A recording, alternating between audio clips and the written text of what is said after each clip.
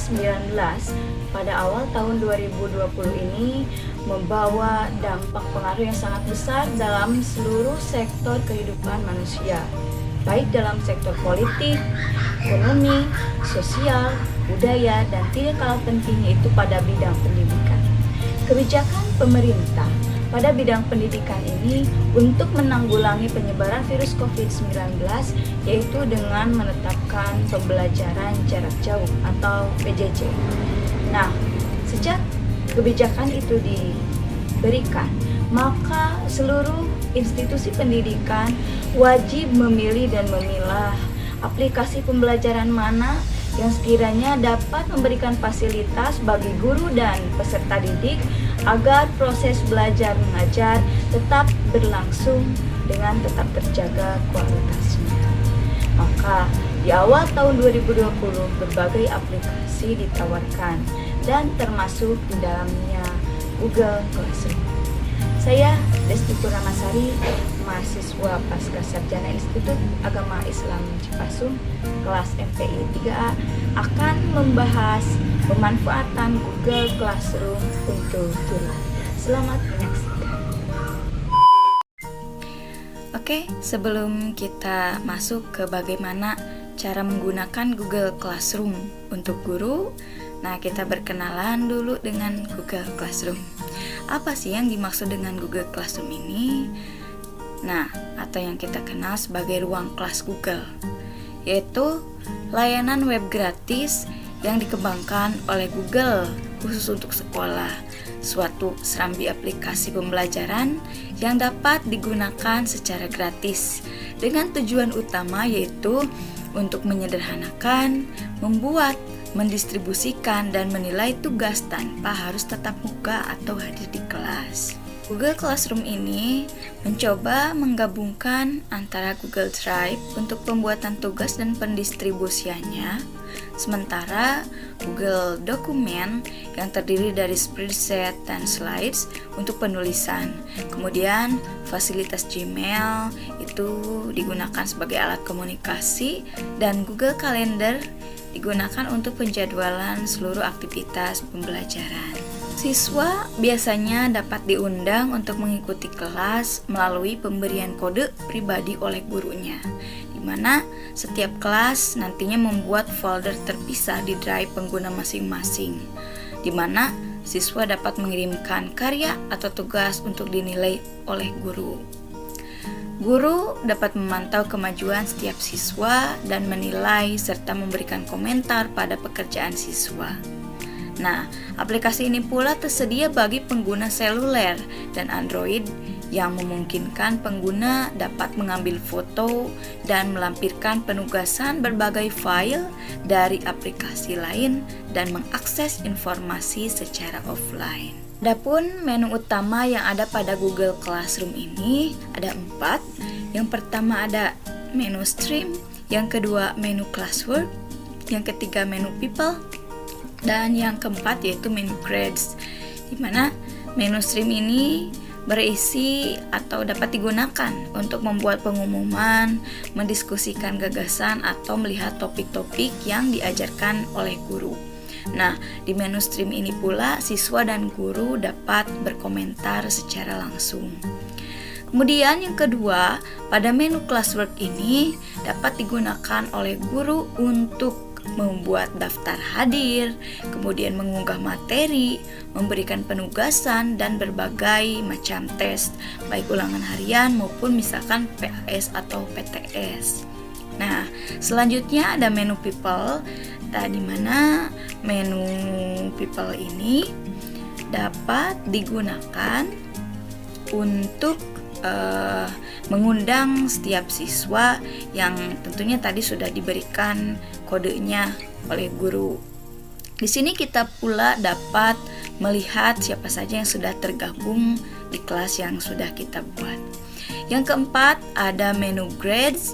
Nah, menu Grades ini dapat digunakan guru untuk melihat hasil atau penilaian tugas-tugas, sehingga di sana dapat dilihat siapa saja yang tugasnya sudah masuk dan siapa saja yang tugasnya belum masuk. Selanjutnya ada keunggulan dari Google Classroom. Apa saja? Yang pertama, tampilan yang mobile friendly untuk pemula.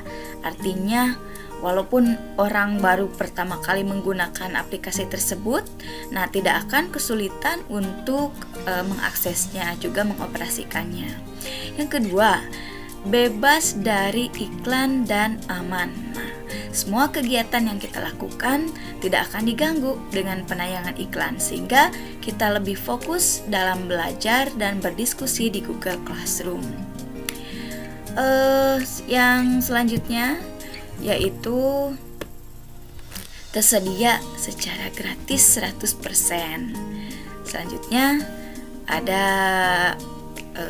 dapat menghemat waktu. Sudah jelas ya, karena ini kan membuat, meninjau dan menandai tugas bisa dilakukan dalam satu waktu. Selanjutnya, mudah mengelola tugas yang telah diberikan, karena Google Classroom memiliki fitur lain yang bisa dengan mudah memperhatikan atau memperlihatkan satu halaman yang menjadikan sebagai halaman tugas yang diberikan oleh guru. Yang terakhir, nah, seluruh tugas atau file yang masuk ke Google Classroom akan digiring masuk ke dalam akun Google Drive, baik bentuknya misalkan dokumen, PDF, video, ataupun zip dan yang lainnya, semuanya otomatis akan masuk ke Google Drive. Selanjutnya, selain daripada kelebihan, pasti aplikasi manapun akan ada kekurangannya. Nah, adapun kekurangan dari aplikasi Google Classroom ini, yang pertama, sulit dalam melakukan penilaian di versi mobile. Maksudnya, dalam melakukan penilaian tidak ada penilaian terhadap soal, hanya melakukan penilaian dalam pengerjaan soal, tapi melakukan penilaian antara benar dan salah tentang jawaban yang diberikan siswa, harus menggunakan aplikasi Google Forms, itu pun hanya pada pilihan ganda, sedangkan pada esai tidak bisa dilakukan. Selanjutnya, saat Google Drive penuh, file tidak bisa dikirim. Jika Google Drive yang kita miliki sudah penuh, maka file atau dokumen yang dikirim ke pengajar atau kepada guru menjadi error dan tidak terkirim. Selanjutnya, waktu pengiriman bisa diatur sesuka hati oleh siswa. Kan bagi siswa yang memang telat dalam berikan tugasnya, dapat disetting di handphonenya dengan cara mengundurkan waktunya agar bisa mengirim filenya walaupun misalkan sudah melewati deadline. Selanjutnya, kekurangan yang terakhir adalah tampilan yang kurang menarik bagi siswa.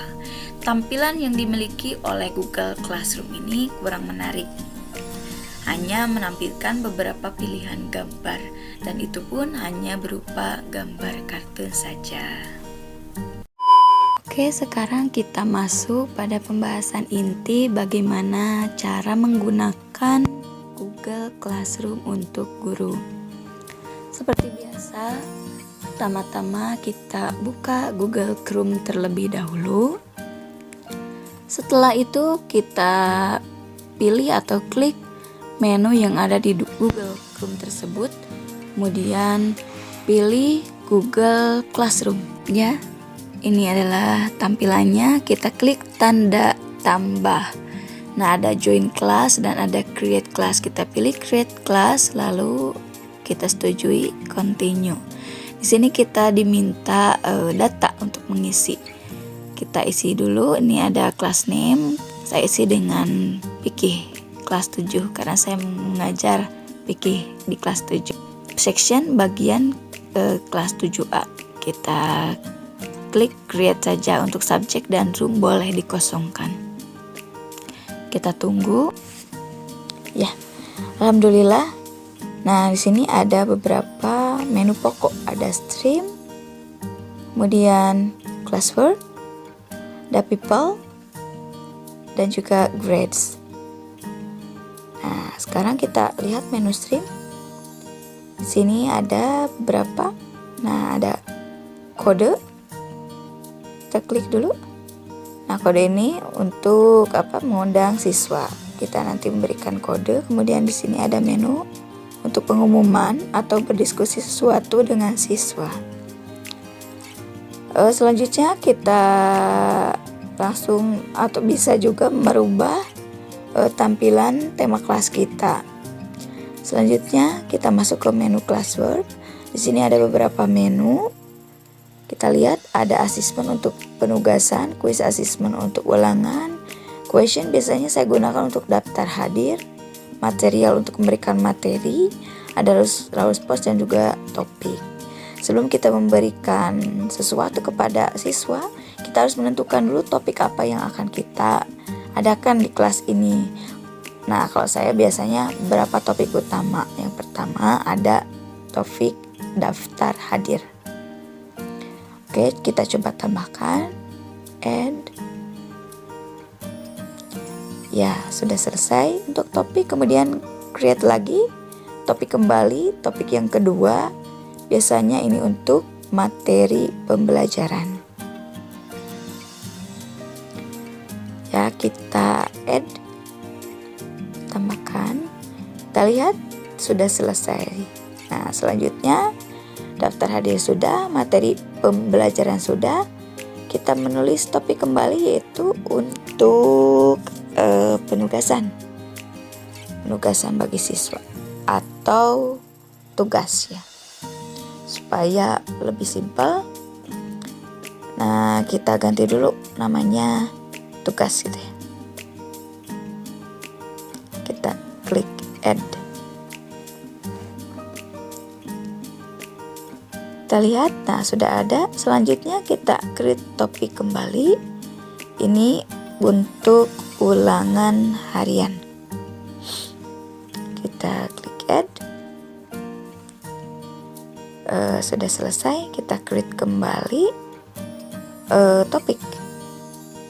Yang belum adalah untuk PAS atau PTS ya. Kita coba untuk membuatnya, klik add. Nah, kalau saya biasanya seperti ini, menu utamanya daftar hadir, materi pembelajaran, kemudian tugas, ulangan harian, dan juga PTS atau PAS. Nah, kita coba untuk membuat contoh daftar hadir. Kita klik create, lalu kemudian question. Nah, kita bisa tulis di sini untuk daftar hadir. Boleh juga menggunakan saat tanggal berapa. Kemudian instruksi silakan misalkan isi daftar hadir di sini atau apa saja yang ingin Bapak atau Ibu guru tulis. Selanjutnya ini diubah menjadi multiple choice karena nantinya ini ada beberapa option. Option pertama saya pilih dengan hadir, kemudian sakit, izin. Yang terakhir berarti selain ini siswa tanpa ada keterangan. Setelah selesai, nah ini untuk siapa? For. Kita pilih. Kemudian poinnya berapa? Kemudian ini due date untuk batas pengiriman absennya sampai kapan waktunya. Boleh diisi, boleh tidak. Selanjutnya kita masukkan ke topik daftar hadir. Ya, kita asking atau minta. Kita tunggu ya. Kita lihat apakah sudah ada di topik daftar hadir atau belum. Kita lihat. Sudah ada. Selanjutnya yaitu kita memberikan materi. Misalkan materi pertama kita tulis bab 1 tentang misalnya tentang tata cara bersuci.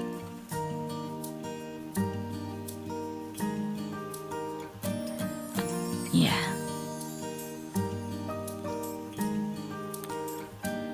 Selanjutnya kita isi deskripsinya. Misalkan apapun yang akan Bapak Ibu guru sampaikan. Kalau saya misalkan silakan baca dan pahami materi berikut. Ya, untuk memberikan materinya kita boleh mengambil dari Google Drive. Kemudian boleh juga mengambil dari laptop atau komputer yang kita miliki. Kita langsung browser. Kalau misalkan ini berarti materinya sudah disediakan, bentuknya boleh PPT, Excel, Word, dan yang lainnya. Selanjutnya ini ada link. Kalau biasanya materinya yang dari internet. Selanjutnya boleh langsung dari YouTube, kita pastikan masukkan alamat URL-nya. Kemudian juga boleh dari dokumen, slide, sheet, drawing, dan juga boleh dari Google Forms. Selanjutnya ini untuk siapa? For. Kita centang, kemudian kita masukkan ke topik mana? Tentunya ke topik materi pembelajaran. Setelah misalkan materinya sudah ada, kita klik, selanjutnya kita posting materi tersebut. Kita cek apakah sudah masuk. Ya, alhamdulillah sudah ada. Selanjutnya kita beri contoh cara pemberian tugas.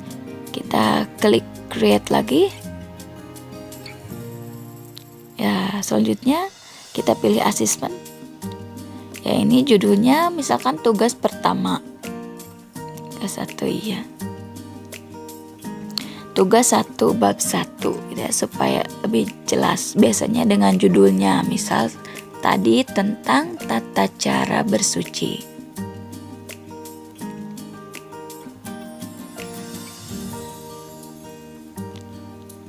Kita berikan judul terlebih dahulu.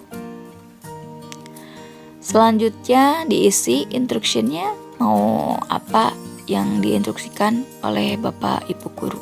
Misalkan tugas yang pertama harus mereview atau misal harus merangkum dari materi apa, atau misalkan membuat apa, tergantung Bapak Ibu guru.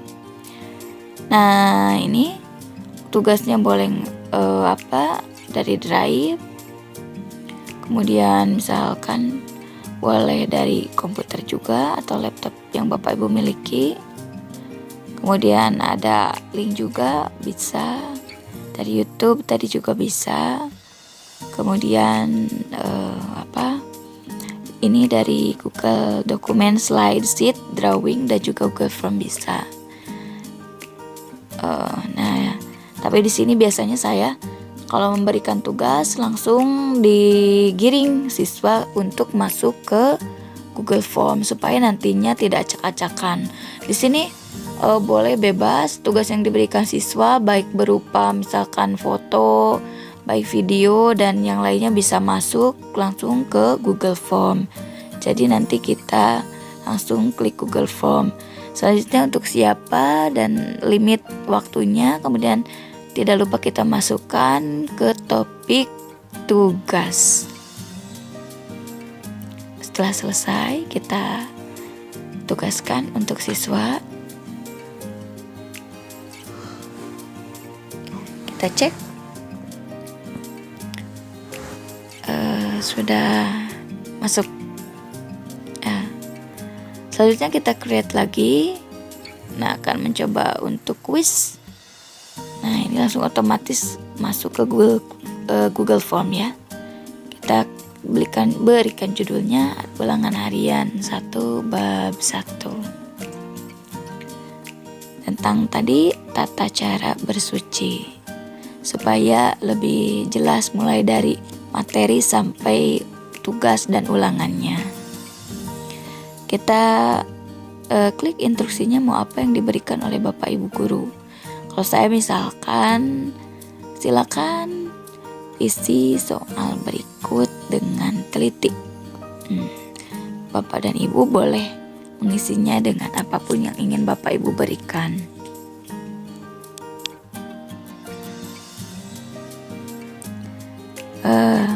Seperti tadi kita bisa pilih dari Drive, dari file, dari link, dari YouTube, dan juga dari Google Forms. Kalau biasanya saya langsung menggiring siswa untuk mengerjakan tugasnya di Google Form, sehingga nantinya akan lebih mudah dalam pemeriksaan tugas.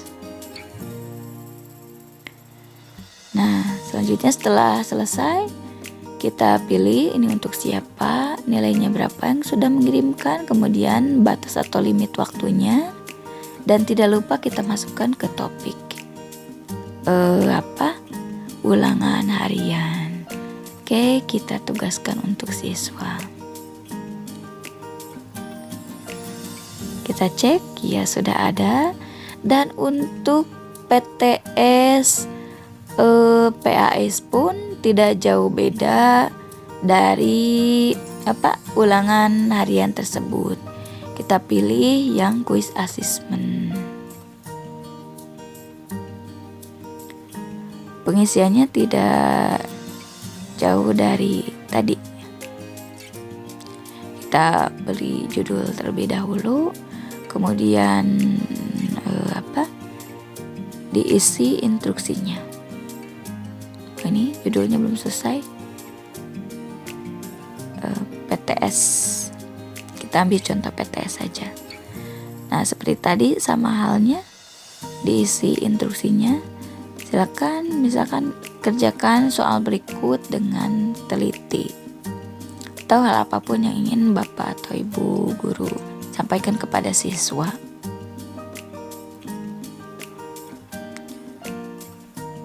Selanjutnya untuk pemberian soal tadi boleh dari manapun gitu kan, Drive, file, internet, Google dan yang lainnya. Namun biasanya di sini dikirim langsung kepada Google Form seperti yang tadi. Nah, dimasukkan langsung ke topik PTS atau PAS. Kita tugaskan.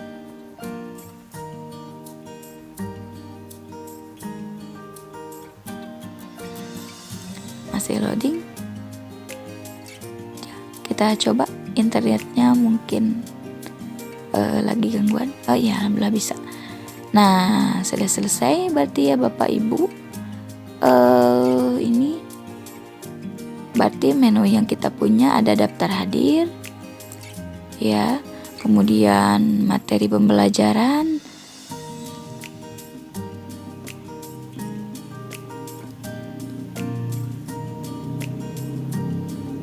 nanti akan terlihat ya siapa yang hadir dan yang tidak ini.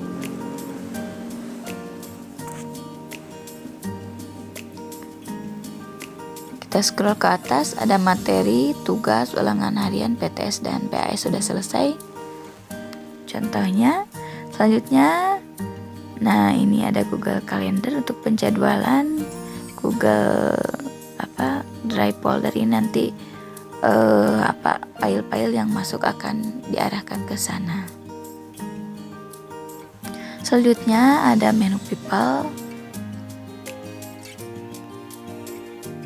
Ya, kita klik menu people. Di sini ada teachers dan juga ada student.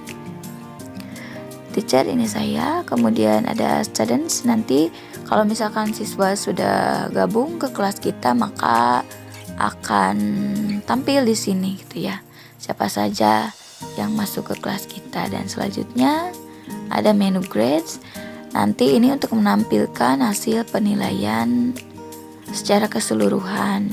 Misalkan siswa yang mengisi absen siapa, yang tidak mengisi absen siapa, yang mengerjakan tugas siapa, dan yang tidak mengerjakan tugas siapa. Di sini akan tampil secara keseluruhan.